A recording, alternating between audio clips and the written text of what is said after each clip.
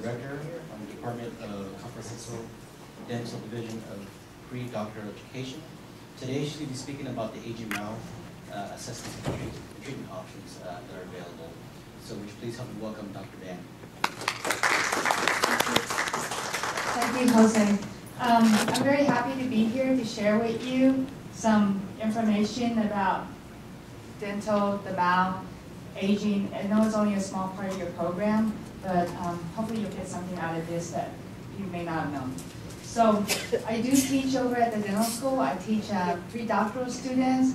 On geriatrics, we have a didactic course and also a clinical experience. So we implement a lot of things that we learn through didactic, a lot of medical stuff that a lot of you may already be familiar with because it doesn't actually affect our dental treatment. And that's the, we want to get that interdisciplinary relationship. Okay, so today what we like to do is, because it's a short conference, just present an overview of what geriatric dentistry entails. We're going to discuss what our total patient approach is, and we're going to be using case samples to do that. And then we're also going to mention the caregiver's role for oral assessment and oral care. A lot of times in dentistry, the dentist, because we're so focused on procedure and technique, we forget about assessing the overall patient, and that's what the total patient approach means. And we get to use that a lot more with geriatrics because there's a lot more to consider. In our brief overview of geriatric dentistry, our target population is similar to yours, those that are homebound, those that are frail, those that might be in nursing home, those that might have neurological deficits such as Alzheimer's or Parkinson's disease, those that might have physical limitations, and then also those that have a lot of problems with access to care, whether it be transportation problems or financial problems. We're a little bit better at coordinating care and being a lot more patient with those patients than maybe a general private practice. A lot of times, geriatric dentistry is priority driven, and this is because a lot of patients do not have like medical insurance, dental insurance. Well, they have medical, I guess, through Medicare, but they don't have dental insurance. They're no longer working, and they have other things going on that they feel like take priority, their family, medications, their overall health, so they tend not to see the dentist as often as someone that may be in the workforce. And a lot of times when they do see the dentist, it's because they have a problem. Something's hurting, something's infected. They're just trying to get, healthier. And sometimes it's also because, they are having pain or lost teeth. They're trying to get into a situation where they can eat a little bit better, get more nutrition, get healthier.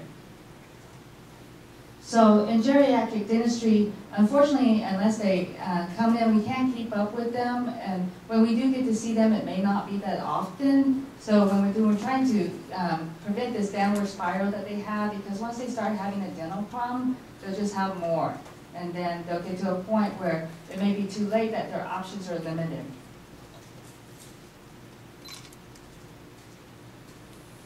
Now, some of the reasons that contribute to the oral health decline, and this is a lot more common with geriatric patients, is many of them are on polypharmacy, and because of that, or because of systemic condition, they might have decreased salivary flow. And once you get decreased salivary flow, that's really the big culprit that we deal with in geriatric dentistry, because dry mouth is a large, it just has such an effect on everything. The patient's going to be more likely to have decay, and decay will lead to tooth loss. Also with dry mouth, some people have burning mouth syndrome, and then they're in discomfort, or sometimes because of lack of saliva, they don't taste as well, and then this ends up affecting their diet because they'll tend to eat things that are more salty or things that have more sugar, and all of those, the salt's not helping their overall health, and the sugar's probably not helping their teeth.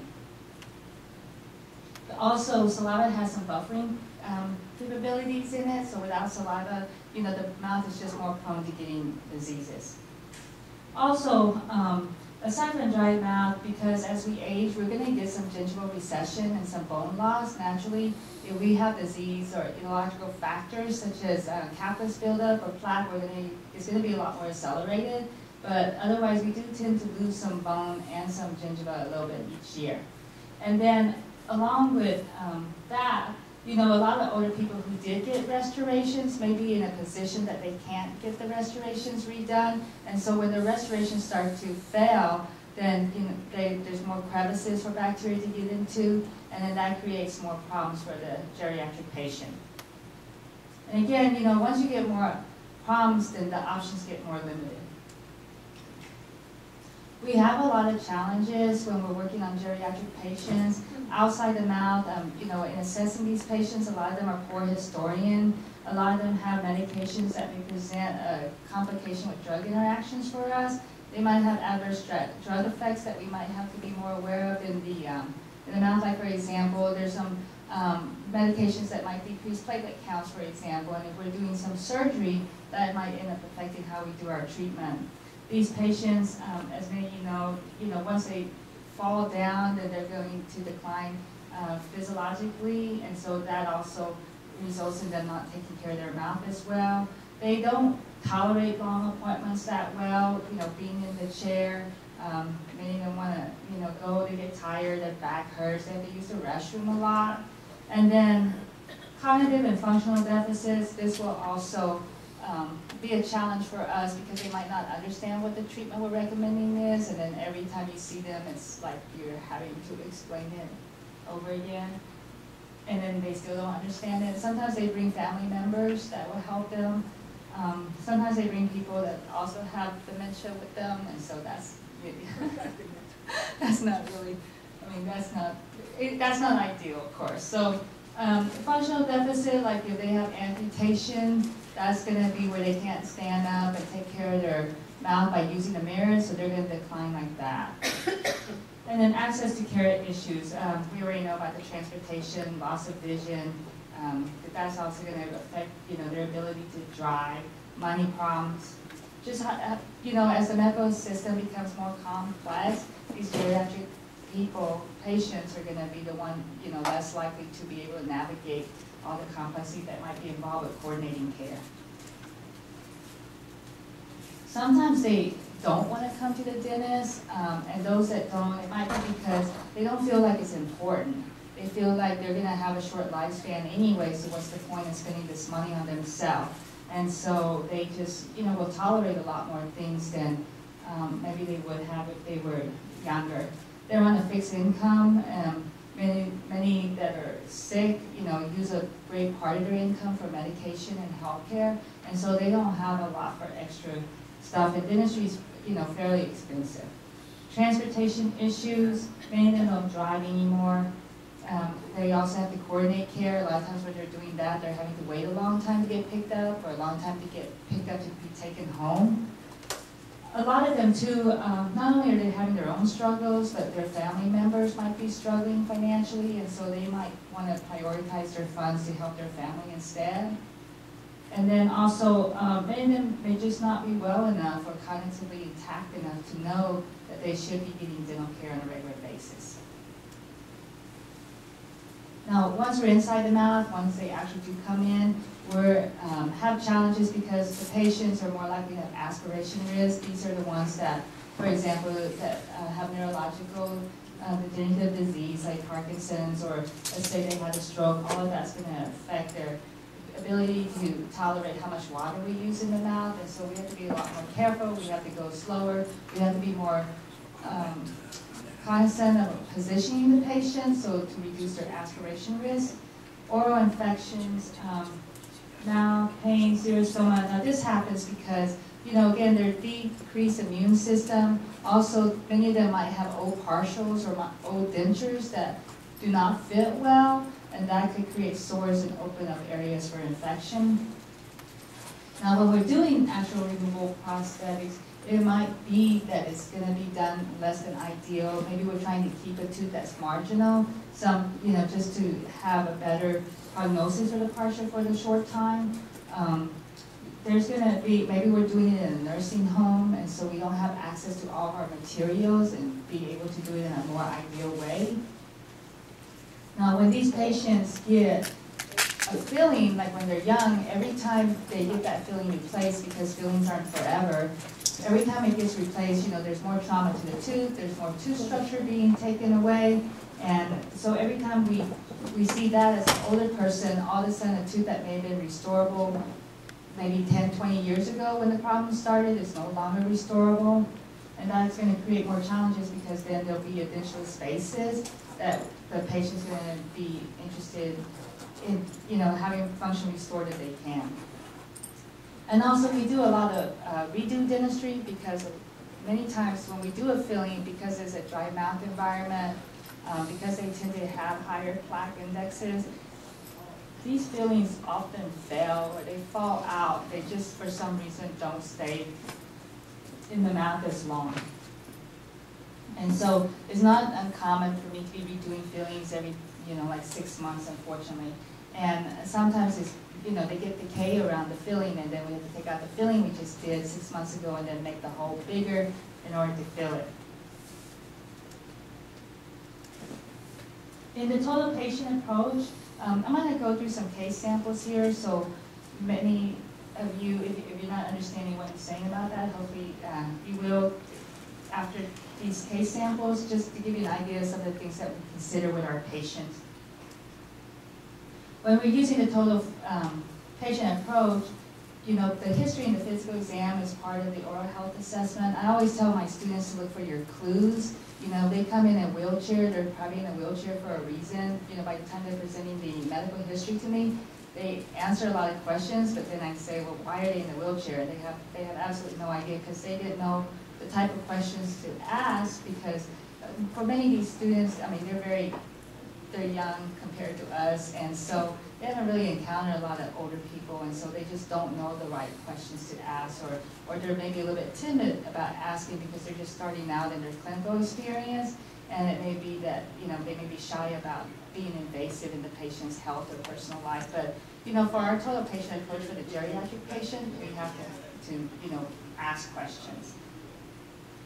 Okay, we're also going to take into consideration their social, cognitive, financial issues, because maybe it's the most ideal option is something they can't afford. So we have to weigh that with maybe something else that may be suitable in their particular case.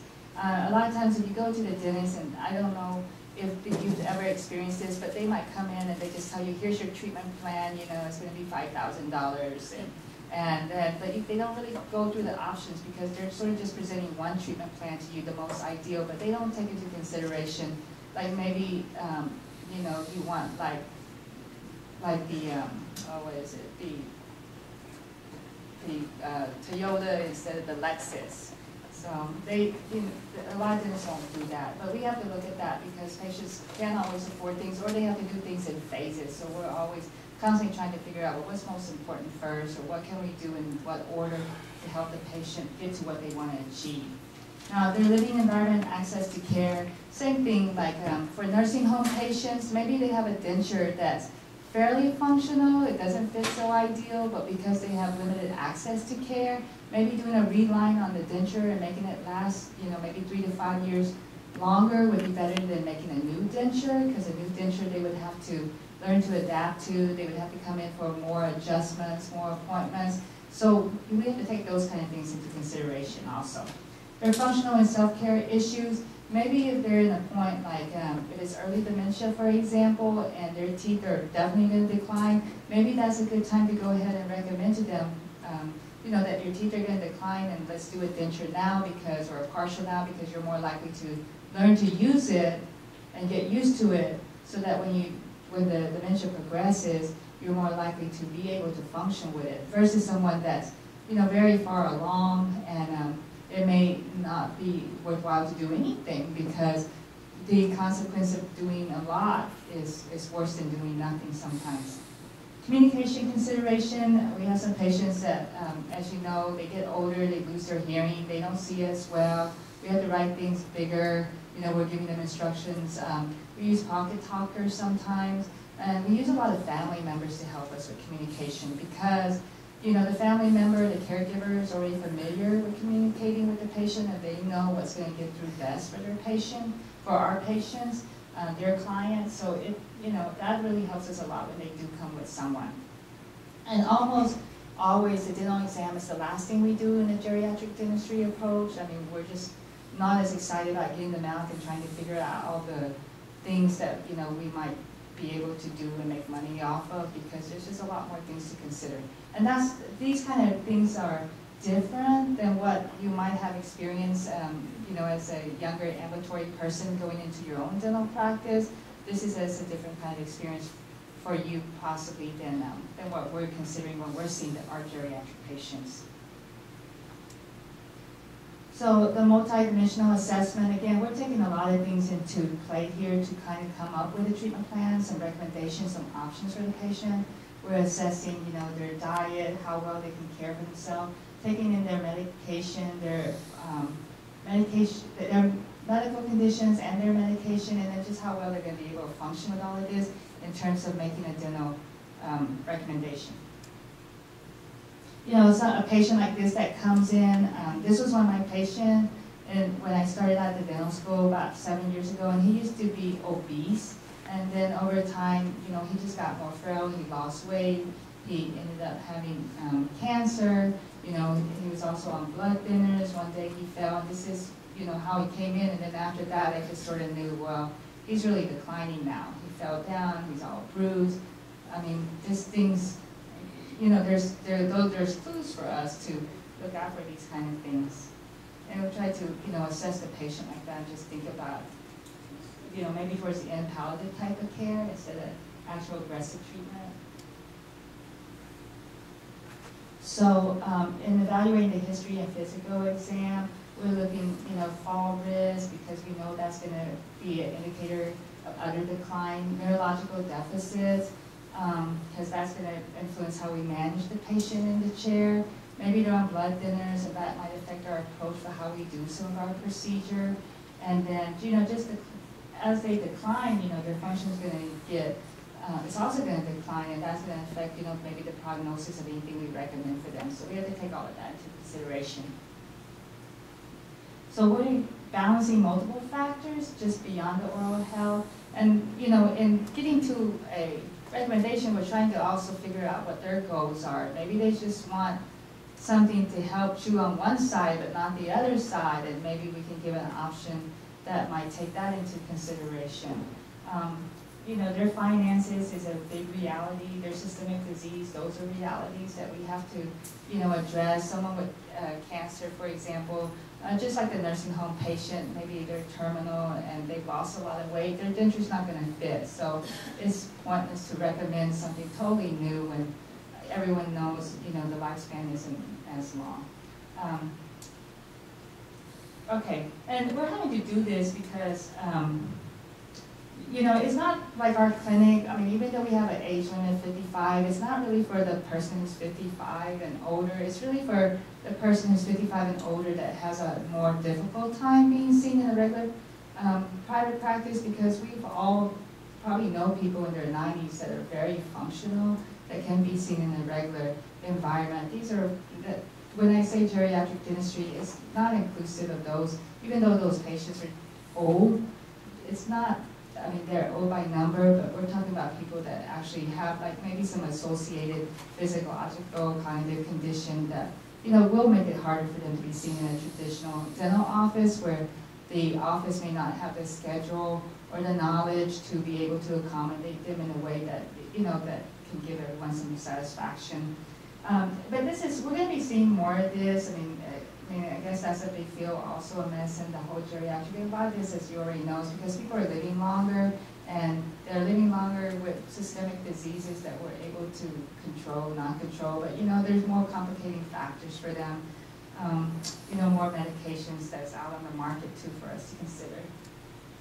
Okay, I'm going to go over some case samples now. And for those, I know a lot of you are not dental, but hopefully I can explain some of these well enough so that you get an idea of what, what I'm trying to convey here. So we have this patient here who's 79 years old, and they want to get their teeth fixed because they want to be able to look good and be able to chew. And in the X-ray here, this is, like the upper jaw, this is a lower jaw, those are teeth. And then, this panoramic X-ray does not show it very well, but he has some teeth also on the upper jaw. And then when we take X-rays, if there's nothing there, like air, it will show up dark. So in this case, these holes in these teeth are decayed because there's not tooth structure there, and so we see them as black spots, okay? So I think hopefully you can appreciate that when you see it this big on the X-rays, that's disease.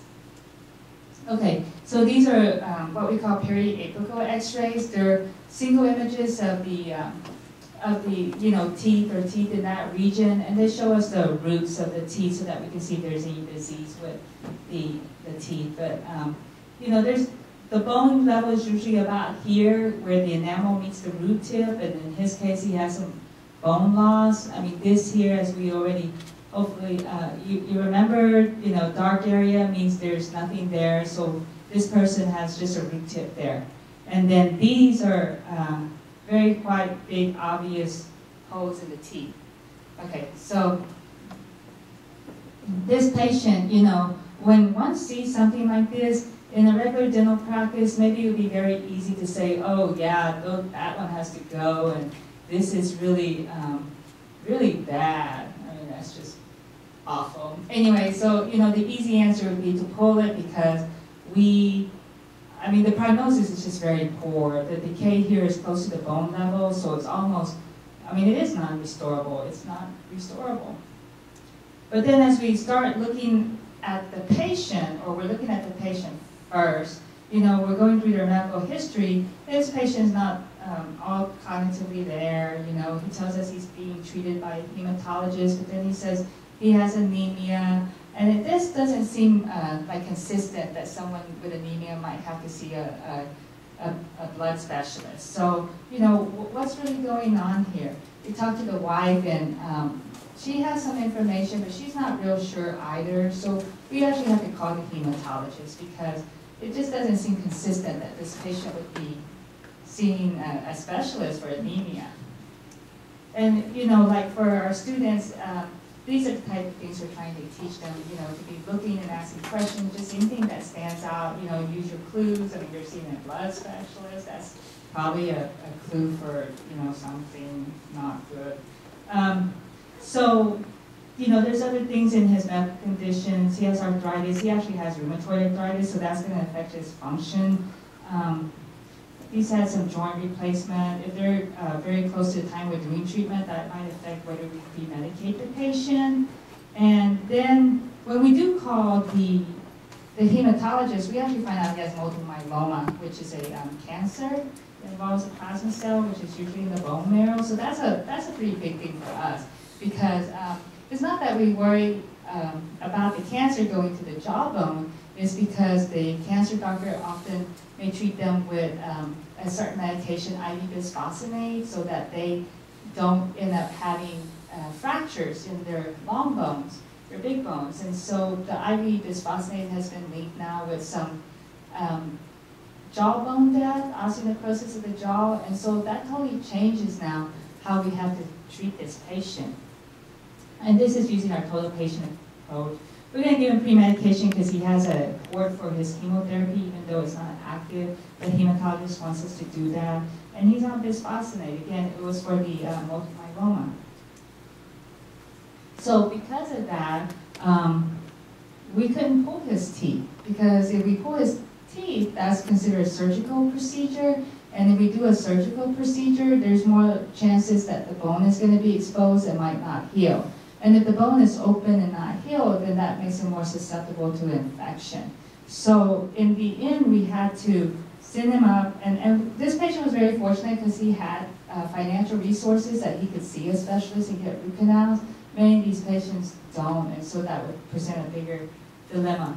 But he actually went up and he got those big giant teeth with the holes. He's gotten root canals even though there's nothing there. And then what we ended up doing is a coronal amputation. That means we just cut off the whole top of the tooth and just plugged up those roots. And that's so there's bacteria not going down the roots, but because this is going to fracture for sure. So it totally changes our treatment plan. And maybe we're doing a partial instead of a denture, for example. We were leaning towards that. we were really trying to avoid surgical procedures on him. I mean, in the end, we did have to do some on this patient, and you know, it was at the point where the benefit, I mean, we needed to because you know, there was pus and stuff that was related to it too. So, I mean, but we really have to weigh those things very carefully in this total patient approach. So, you know, these are things I try to tell my students, you know, multiple myeloma, they should be thinking about, or, you know, maybe solid organ tumors, they should be thinking about metastasis or whether the cancer affects the bone, and if so, you know, how's that going to affect us, you know, or people with severe osteoporosis, Paget's disease. It may be that they're on a particular medicine that really influence how we have to plan the treatment. Now, oral bisphosphonate is not, you know, such a big risk or concern anymore, but, you know, the IV, we really need to be careful about that. Okay, so this is a second case example where this Miss Brown, she has renal failure, she's on dialysis. The nephrologist has recognized that, you know, maybe her teeth are bad, and he recommends getting them out because he feels like that's going to improve her overall health. And that's really been helpful for us because we do have quite a few nephrologists that really see a big link between dental oral care and just, you know, affecting their kidneys. So we got actually quite a few referrals from nephrologists. So this is Mrs. Brown's X-rays, and if you see here, I mean, she has again some broken teeth, just like the other patient near the top. She doesn't have a lot of teeth on the bottom. She has some teeth that are drifting downward. You know, so this is not ideal, like to create something. She's cognitively intact. She's still fairly young. She could probably adapt to a prosthesis. Money is a concern, so maybe we should end up with, you know, more of a final kind of prosthesis for her versus, many of my patients will say, well, I'm going to end up in a denture, let's just do it now. I can't really afford to do the partial and then in 2-3 years do the denture. And so, you know, we weigh all of that. Here's a very large abscess on that tooth, you know, with infection, so this tooth has to go. Now, this is tartar, which is buildup on the teeth, so she hasn't been to a dentist in a long time. We can tell from, you know, anytime it's radiographically evident, then we know it's pretty big buildup. Now, when we review her medical history, some of the significant things, she's allergic to penicillin, because we are going to have to pre-medicate her because of the shunt, so that's significant for us. She's also, she's getting dialysis, hemodialysis 3 times a week, but she's also on a blood thinner because she's had a history of deep vein thrombosis, and so because they're repeated DVTs, they have her on Coumadin. So that totally changes how we would approach this patient in terms of treatment. So when we do that, then, I mean, you know, when they're on a blood thinner and we're going to do surgery, then we have to start considering, you know, how compliant they are, what their INR is that particular day. So just, you know, I tell my students, these are clues for you. What should you be thinking about? You know, the patients with DVTs, the patient with pulmonary embolism, past TIA, stroke, maybe a coronary event, mechanical heart valve. These are clues for my student, for myself, to inquire, you know, we're maybe expecting the patient to be on a medication that's going to affect our dental treatments, such as Coumadin. And then because of that, you know, like something that we might have done in 1 appointment, we might have to do in 3 or 4 now. And it may be a big deal for us because of, you know, maybe the patient has transportation problem, it would have been more convenient that they came 1 time instead of 4 times. So we have to weigh all of that and try to do it in a way that you know, that's going to be in the best benefit of the patient and hopefully also a little bit efficient for us.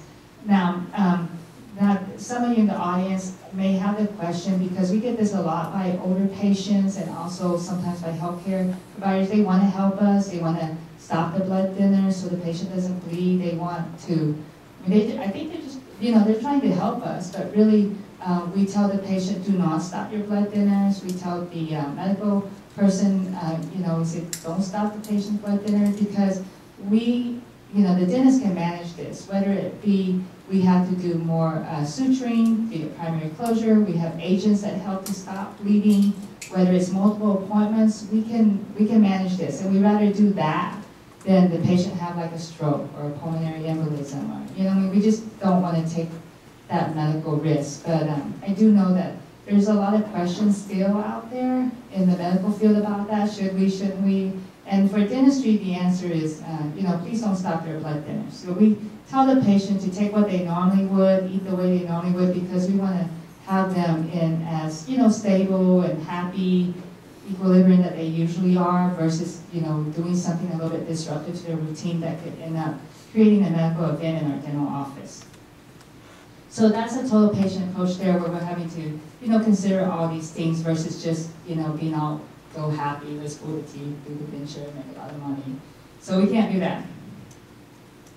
Now, this is our third case sample. There's this patient, Mr. Blue, and the family wants to have his teeth fixed. So the patient, you know, got dragged into the dental office by the family because the family wants him to have his teeth fixed because they just, I don't know if they looked inside the mouth or what, but, you know, they actually, you know, value oral health care and dental care, which is great. So they drag the patient in, you know, wants him to get his teeth fixed. And yeah, his teeth need to be fixed. If you're just looking at the teeth need to be fixed. There's some wear, there's another root tip there.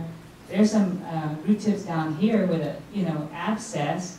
So yeah, I mean, those teeth are, you know, some of them are bad, they need to be fixed.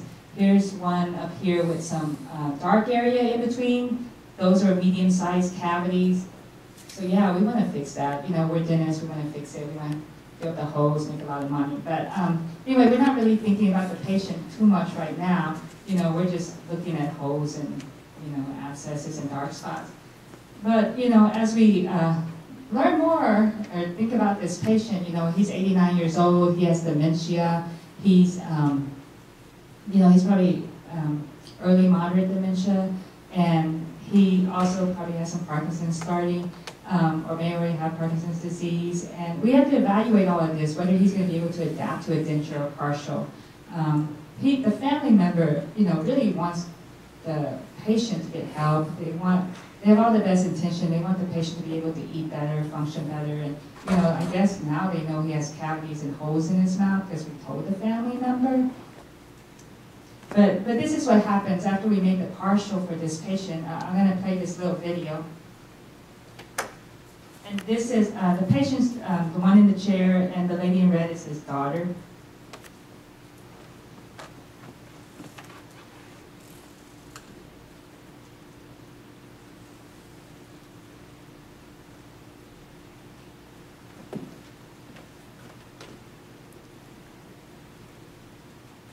Comfortable without it, or do you eat better with the partial, or are you okay when you don't have them? I eat better without it. You eat better without it. Why? Why? Because you're used to it? Yeah. Or maybe you get used to the partial too if you wore it a little longer.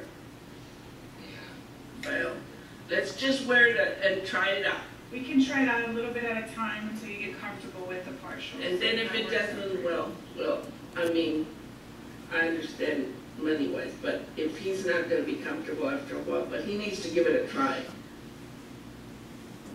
You can eat a little bit different type of food also if you wore the partial. You can bite better.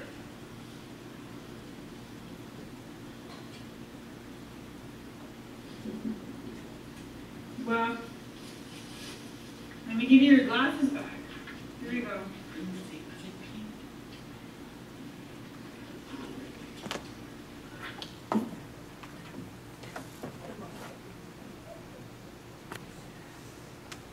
So hopefully, like in that video, just that little display, you can see there's some family dynamics going on. You know, the family very much wants the patient to get some help. They have all the best intention, but, you know, considering the patient's dementia and the ability that he's been able to adapt to what he already has, you know, maybe making the partial wasn't the best for the patient, but sometimes we're actually having to treat like the family because it, you know, it makes them happy. And so you know, even though we told the family that, well, these are the risks if we make it, they just, I mean, you know, they have all the best intention for their family member. So we learned from this, you know, we're looking at the patient's chief complaint, and we do have to weigh what the family member wants also, because we also have to explain all of that to them. We're looking at the patient's, you know, physical status, their functional status, cognitive status, and what kind of support do they have? You know, if they're terminal, maybe we just should be doing palliative care. Maybe they have a caregiver that can help them at home. Maybe they're in a nursing home where, you know, the caregivers can't provide daily oral care. And so we shouldn't be doing anything like, for example, fixed prosthesis, like crowns and bridges, where they're more likely to get decay. We should maybe be thinking removable, but then does the patient have the cognitive or the functional ability to take them out at night? Because we've seen patients in nursing homes with dentures or partials that have never ever been out of their mouth for years. And it's, you know, it's not pretty. The tissue's all swollen, it's red, it's just, it's not pretty. Okay, so, you know, we have to take into consideration medications, we're looking at their overall systems, and then we generally, you know, even though, okay, so, yeah, we might look at the teeth first, but really we should be thinking about that last. And then we're going to be weighing all of that with what their goals are. Now, I want to touch a little bit on what the caregiver's role can be in helping the patient. You know, when they come see the dentist or when they're not there at the dental office.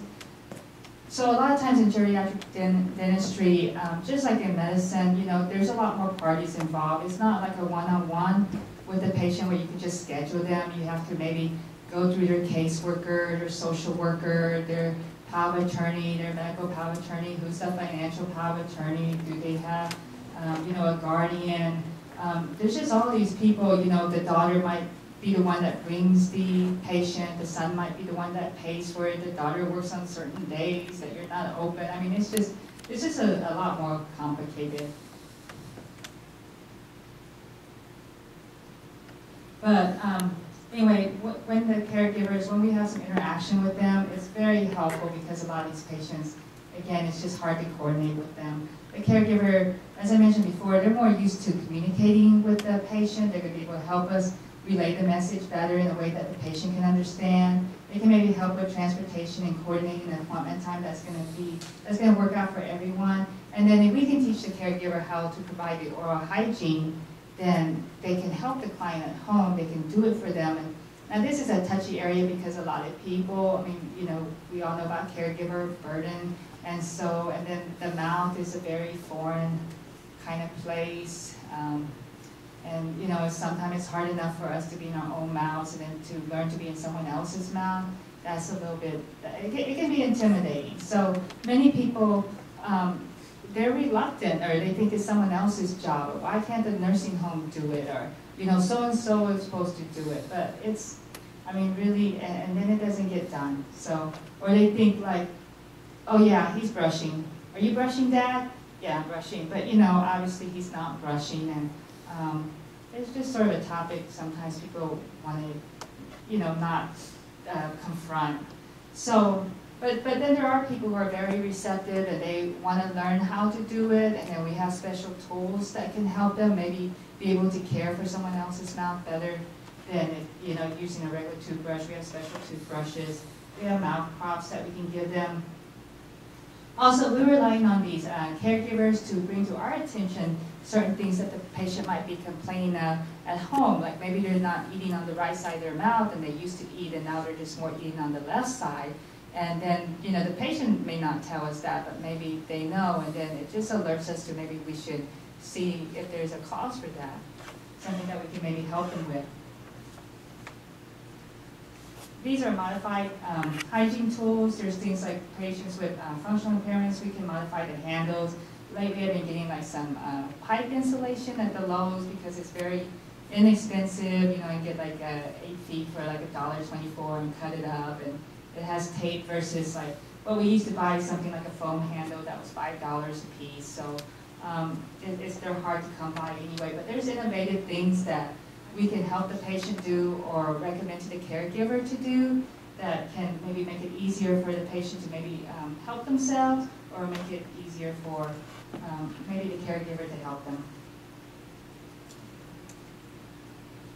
Okay, so I know this was a lot of information, and a little bit, we can have questions if you have any, but basically for geriatric dentistry, we're trying to look at the whole patient, using the total patient approach and just weighing a lot more than just looking inside the mouth as maybe you who maybe younger, functional, your dentist is going to treat you differently than how we would treat a geriatric patient. We're trying to balance a whole bunch of things. And when we do these treatments, we're trying to use our clues, we're trying to connect the dots, we're trying to weigh what the patient wants, maybe what the family wants, and it's a lot more involved than just, looking at holes in the mouth. And for us, when we do geriatrics, the people we treat in our geriatric clinic are what we call special needs geriatrics. They're people that need like consideration or accommodation for something that's, not typically being seen in a private practice. Okay, well, thank you for your attention, and I think y'all know how to read some X-rays now, so that's always good. Is there any questions? There's plenty of time for questions. Are there Yes. any geriatric doctors out there right now in the private practice? Well, in San Antonio, there's one geriatric dentist in town that will see nursing home patients, go there. It's hard to actually have geriatric dentists because of how we get paid. A lot of older people that need a lot of care don't have a lot of money, so it's not attractive for many people to go in the field. So the ones that are doing it are, they care about these patients. So, and there's a way that some of the nursing home Medicaid patients can get it paid for, but it's a roundabout way. And Region 8, we're in Region 8, it used to be very bad, and now it's gotten a lot better. So hopefully, that's a source for us to tap into so that a lot of these patients can get their care. So hopefully as that system gets better, maybe there'll be more people attracted to that field. But there's not a lot of special needs geriatrics. I mean, a lot of times they'll see a special needs doctor that will, maybe can sedate them, put them out, so they can just do everything. Because a lot of times people think that's the answer, it's easier, you don't have to listen to them talk to you. So, yeah, there's no fighting. But there's not a lot of people that take the time to manage and consider all these things because, well, as some of you providers know, I mean, it can be a big logistical challenge. Thank you for the question. Thank you.